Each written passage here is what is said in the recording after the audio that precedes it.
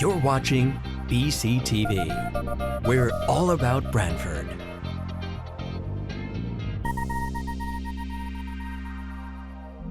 You're watching BCTV, Branford Government Television, a service of Branford Community Television. This program is brought to you in part through the support of the town of Branford. We'll call the meeting to order for the Board of Fire Commissioners, February 26, 2026, 5:01 p.m. To consider and propose to approve the minutes of January 22nd, 2026. So moved. Any questions there? Second. Second. Discussion, all in favor? Aye. Okay. For personnel, Chief, do you have anything you want to add on that there, to give us anything that you have? Commissioner, we have, we still have two members out injured, one from the Foxfield Farm fire and the other from a medical emergency. They are eager to get back, but their injuries require time. Otherwise, they're going to get re-injured. So then we have one of our members is recuperating from his own long-term.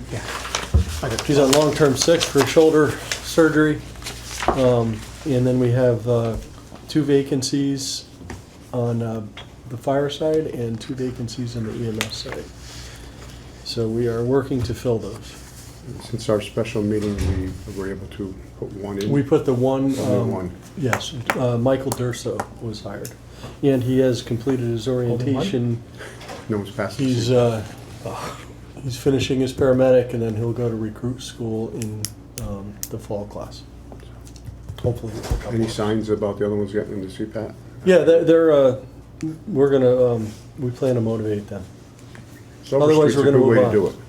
You know, Okay. put the gear on down the bottom and run all the way up Silver Street with your gear on. You carry a ladder. It'll be good. I don't have to do that, do I? No. No. I did. Yeah. Okay. So Only if you want to be reappointed. that's it. Yeah, exactly. Yeah. Finance Commissioner Riccio. I'm gonna defer to Chief to kind of review over the budget. All right, so you all have a copy of the budget before you. I emailed it as well. Unfortunately, it was later this afternoon because I was just finalizing a few things. We do have a transition this year, obviously, in the finance department with Mr. Finch leaving. With that being said, I just want to go on record with the Board of Fire Commissioners to say that Jim Finch has been such a fantastic asset for the town of Branford. He's been a big help to us, of course. He was, he's so adept at what he does. He never looked at it as his job to determine whether we needed something or not. That was the job of the commission and the fire department and the individual department heads and working with the first selectman and other decision makers. But when they made the decision that this is the direction we were going, Jim found a way to make it happen with the least amount of impact to the taxpayer. And the town, I feel, owes him a great deal of gratitude. And I just want to express that. Never mind, personally, he's just a fantastic human being. So we'll miss you, Jim. That's right. Thank you. Anyways, so this year's budget, on the operating side, as you know, last year we had a significant increase. We're very grateful for the support of the town from that. Having received that big increase last year and recognizing that it is a contract year, we're coming in essentially flat in our operating budget. We would have a 0% increase if it wasn't for a small increase in the hydrants and mains, because I do expect that by the end of next year, this year and next year, we'll see the increase that wasn't in the first half of this year. And so I expect to see that. And I also increased ambulance billing with the anticipation that our revenue will increase, hence we will be paying the billing company more. So really on the revenue side, the money comes in, on our budget it goes out. So we see the increase in both these, and obviously they're larger amounts, so any small increase in both those line items make a significant increase in our budget. But overall, it only came in at 0.5 of a percent. So we're doing pretty good. We were able to realize some savings in our personnel side due to retirements of longer tenured employees who have had increased benefits such as vacation. We also had a adjustment for salaries in the EMS salaries were over budgeted last year. Mostly We budgeted for the 16. we budgeted for the and didn't 16 hire them and right away. yeah, and Right. so So we save money on so we ended up saving money in there. So essentially, there's no impact on the personnel side. Matter of fact, we're minus 0.1%, but overall we're at a 0.5% increase in our request. On the and so in the budget book, obviously, is a description of each one of the accounts and how we use it. One thing I did wanted to bring to your attention is that I did have a discussion with the first selectman. I explained to him that it has been, the board had voted on it. It's been a long goal of mine. The board certainly supported it in bringing parity for Assistant Chief Kozak closer to where his salary should have been, and parity with his counterpart in the police department. Not that, we're apples to apples or anything like that, but when you look at the responsibilities and the personnel and the the buildings and all the stuff that he does, that, and then of course we looked at our neighboring towns and what they pay. So I included that increase in his salary. And that's reflected here in the page 34.1. And it's still, less than the PD, but, Right. Again, I'm not trying to, I'm just using that as a comparison of similar responsibilities, personnel-wise, Fair enough. education-wise, responsibility-wise. So that was reflected in this, as well as the other thing I wanted to bring your attention to is I did include, and this account number is kind of fictitious right now, but it would be a part-time mechanic. I budgeted 19 and a half hours at essentially like a captain's pay rate, and keeping in mind we wouldn't be paying the mechanic benefits and that type of thing. And I simply reduced the extra work overtime budget by the same amount of money. So there's no real impact budgetarily to that because we're already paying for that work out of that line item today. But this gives me the opportunity to actually hire outside because, we've lucked out that we've had firefighters who have the Right. skills to be able to do these things. But that's not a long-term solution. So But it also saves us a lot of money by doing in-house. It definitely So saves us. that was huge. Chief Kozak will probably Yeah. go into that Do during we, his do we know, report. did Josh find out if there was a ruling that we have to stay within that 19 hours that we talked about? I do not, he Yeah. did not mention it to me yet, but I'm almost positive that Yeah, still. we have to. But we can work, that's reasonable for Yeah. us. Between the in-house people and if we, when we have a outside person, we'd imagine them doing it, after hours and Right. weekends and stuff like that. So those are the two major increases other than the hydrants and the ambulance. There was a small increase in some of the supply accounts due to just they ever increase medical supplies. And again, that's the cost of doing business. We do bill for that and it comes back on the revenue side. Is there any questions on the operating budget? So if you flip further back into page 3410, this is a summary of our capital, and of course on the following page is a description of each one of these requests.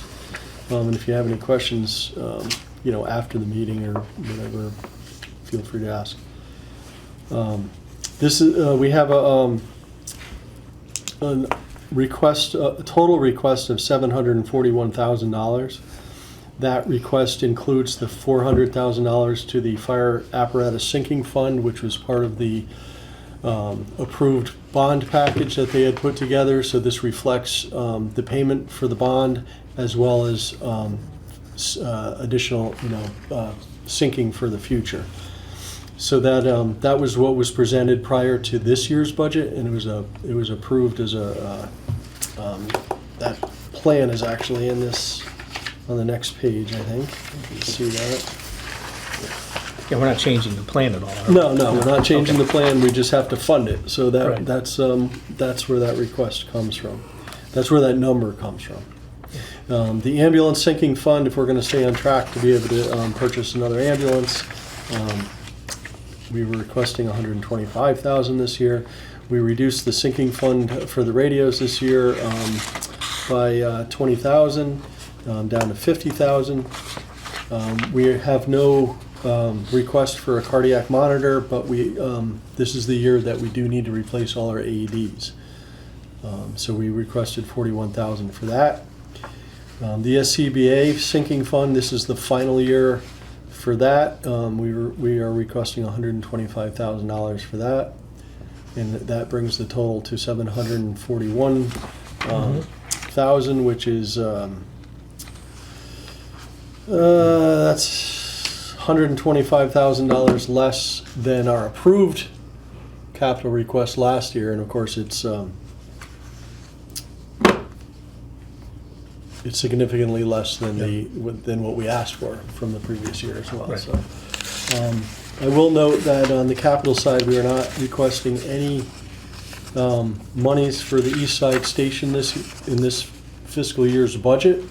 At this point, we're exploring other options with the first selectman at this point, and I guess more to follow on that, right? Mhm. So it's desperately needed, especially if this 80-bed inpatient hospital and other things keep getting built out on that end. But it's integral to our overall response plan, and it's really the keystone operationally to a lot of what we've been doing. I'm sure the commission's been following a lot of the last several months have been, mostly weather related, but significant increase in fires. Yes. But just the daily medical call volume, as well as the other needs for service on the fire side, we're still often at zero status. So again, I will remind the public that if we're at Don's house for his emergency, we can't be at your house for yours unless we have people sitting in the station. So. Well, you had 1 hour yesterday, maybe even today, you had 5 calls. Yeah, it's those simultaneously calls, and those happen actually several times throughout the day. And then, if a fire call was to happen during that time, we'd be kind of in bad shape.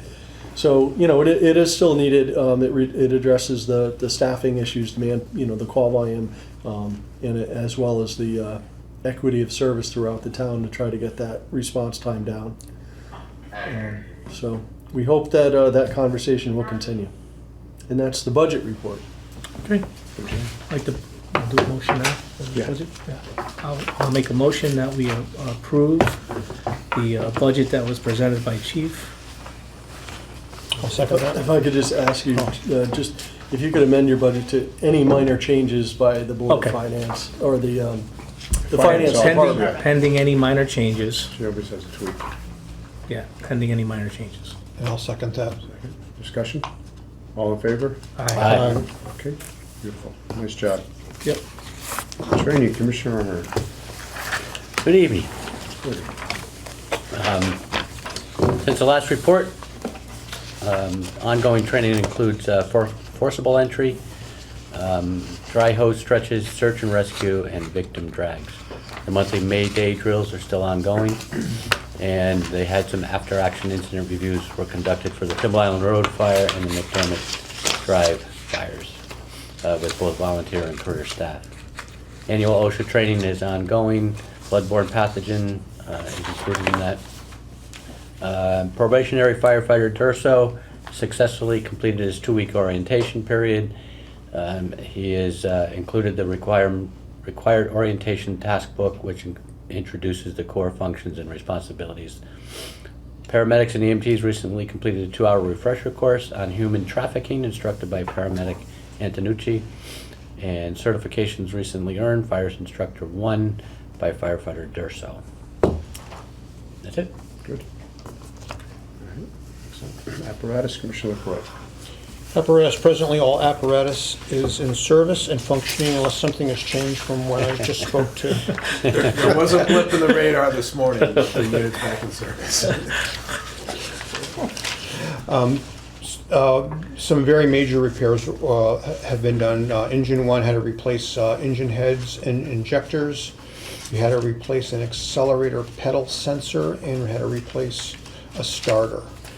This was somewhere in the tune of $16,000, and as I said, it is back in service. Truck 1 has had replaced worn pulleys on its aerial device. It has repaired emission system components. We've had to replace on the elevated master stream waterway, which I'm assuming is the major pipe. Okay, and replace leaking front oil wheel hub, which was also to the tune of almost $17,000. And I understand that it's got some more repairs coming in.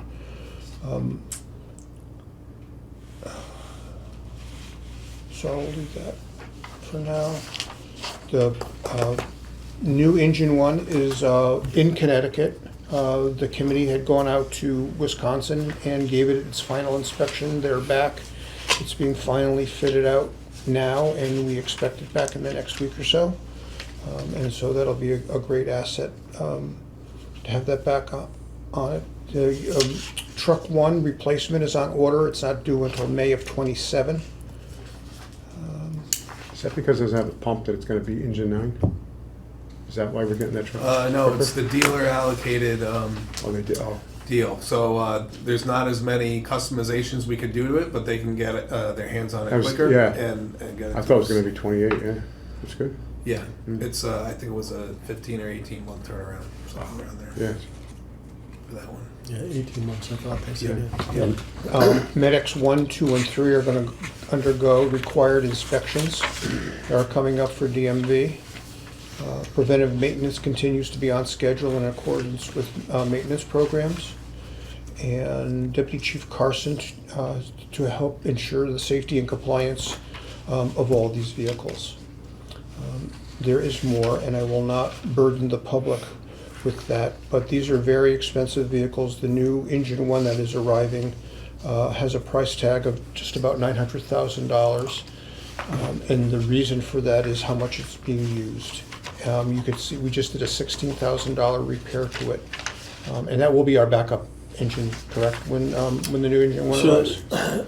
Chief Kozak will go through the kind of the plan for that. Yeah, so current engine 1 is going to move down to engine 9 for the duration until the new engine 9 arrives. Gotcha.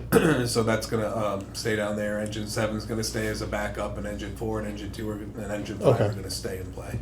And so the present engine 9. The present engine 9, we're going to Sell. release from our inventory. We're trying to find a source. Okay. Yeah, we have to approve them. We got to go before Yeah. the board. Yep. So So Engine 7's down at 9 now. Engine 7 is down there right now because we took engine 9 out of service for all the equipment shuffle. we're trying to get an Indian on the door. We'll work on that. Are you really? But you still won't do yet. Oh, 100%. Oh yeah, 100%. That's Indian Neck Fire. Oh, yeah, that's what I'm saying, yeah. And so that's sort of the,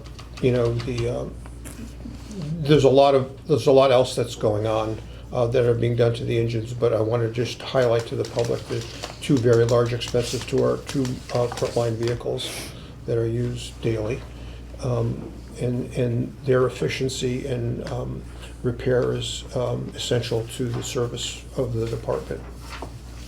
Good. Do we see the rescue being here at the end of next year, like physically in service, you think, the box truck?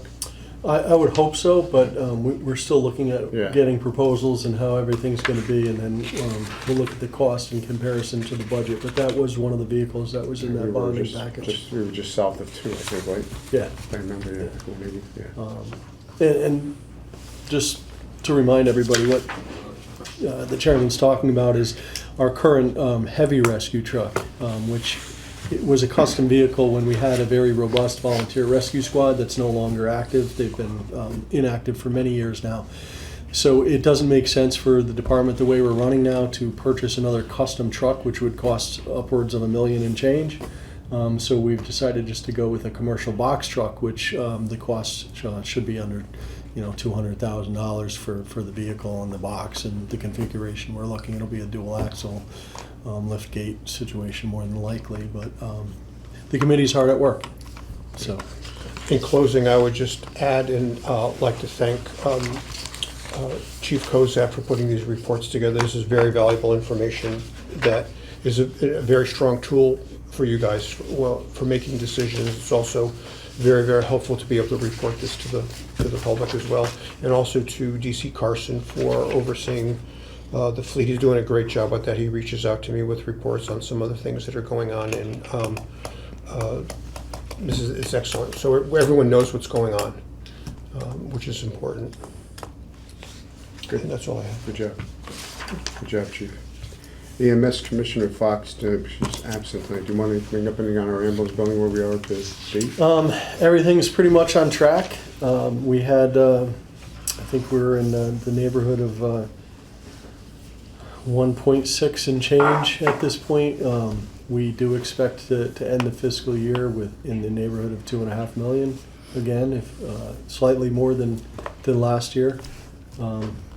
Our billing is based on transports, and while our transports were a little bit less leading into the new year, they've gone right back up to where they historically have that.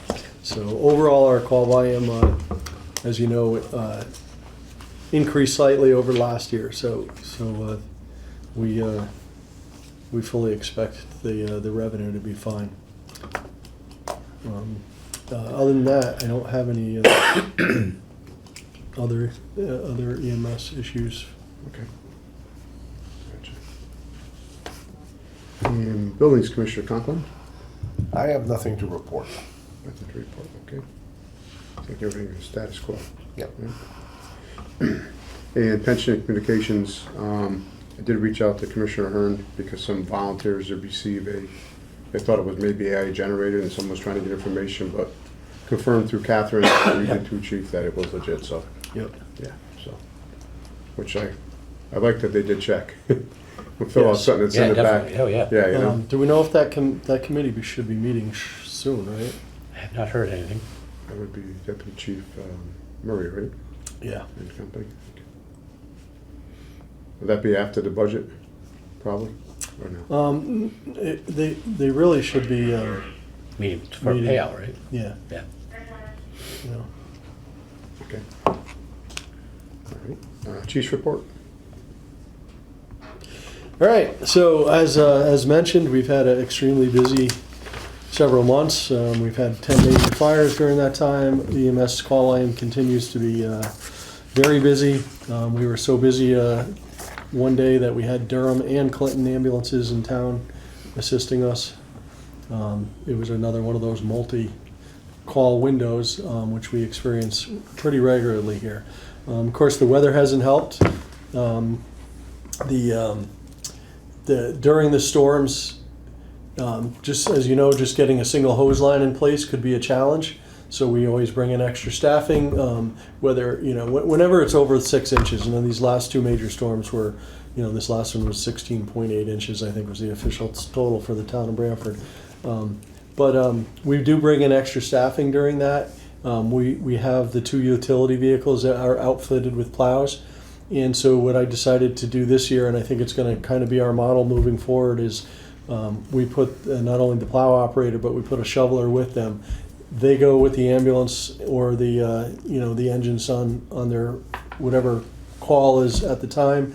Think about logistically just getting a patient out of the house. So getting to the house with the stretcher and getting the stretcher out, loaded, and making it safe for everyone. So that worked out really well. In addition, we do all of our own stations. So we have 5 stations. We plow our own stations, and of course, we're also responsible for all the sidewalks and everything that goes on as well. So there's Well, you went somewhere too that the dispatch came right on and said, the complex has not been plowed at all. Yeah. Yeah, I think it was So right there, 525 was Yeah, that one, yeah. It's also one of my neighborhood, Driscoll Road. There was an older lady. The driver wasn't plowed. Yeah, so they, so that model's worked out great. And in They didn't plow addition, the we road? brought in, No, the driveway Oh. to get the stretcher Yeah. in and out. yeah. So they showed up a shoveler. They had a guy with a shovel yeah, and the plow. yeah. We also bring in an extra ambulance crews, and an extra engine crew. Just one single EMS incident during that requires transfer, that ambulance could be tied up for as much as 2 hours. Yeah. So it worked out really well. I'd like to commend the crews for all of these, over the last several months. It's been a pretty brutal winter. We've had several fires where we're out in in the teens and even, at some nights below zero, working very hard out there. And everybody's done a great job, so. I don't have too much else because I was really focused on the budget. Silver Street. I know, I saw There was a that. coal fire. I saw that. There was Looks like New Haven. we've Doesn't it? experienced a couple of tough calls recently involving whenever children are involved, it's really tough. And we had a recent incident where a 5-month-old unfortunately passed. Our condolences certainly to the parents. Can't even imagine the loss, but it takes a little piece of everybody out of that too. So we had the peer support team come in. We had the canine first responders come in, and just kind of got through that. But the crews have done a great job, and I just wanted to express my appreciation for all that work. Good leadership. Assistant Chief goes on. Most things were covered. I would like to mention, in addition to firefighter Mike Durso, Captain Massey received his training. He was promoted last month, and he's on shift now. And he's assigned to Engine 9, Division 3. Also, the apparatus and station fire extinguishers have all been serviced in accordance with the annual requirements. And I have to give a shout out to the safety committee members. Teddy Gianteris and Mitch Mako, they once a month go to all the fire stations and do a quick safety check to make sure everything is going as it should and exits are cleared and so forth. So Got to practice what we preach. yeah, not only is it a requirement, but we're definitely a safer department for having that done. We're still in queue for the Station 9 vehicle exhaust extraction system. And that's through the AFG federal grant. So we're just waiting for that company to free up and get in there and get it done. Should only take a day or two.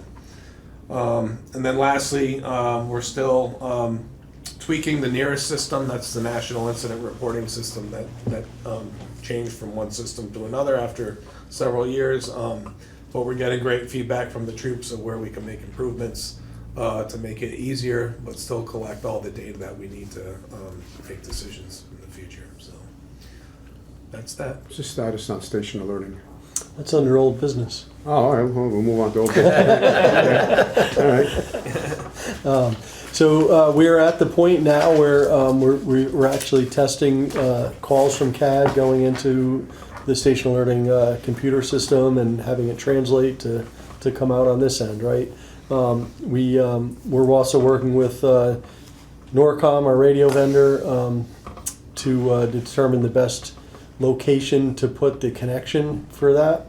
And then there should be some upcoming training. We have to provide them some dates. But first we needed to get the CAD vendor to get the configuration, get everything talking to each other.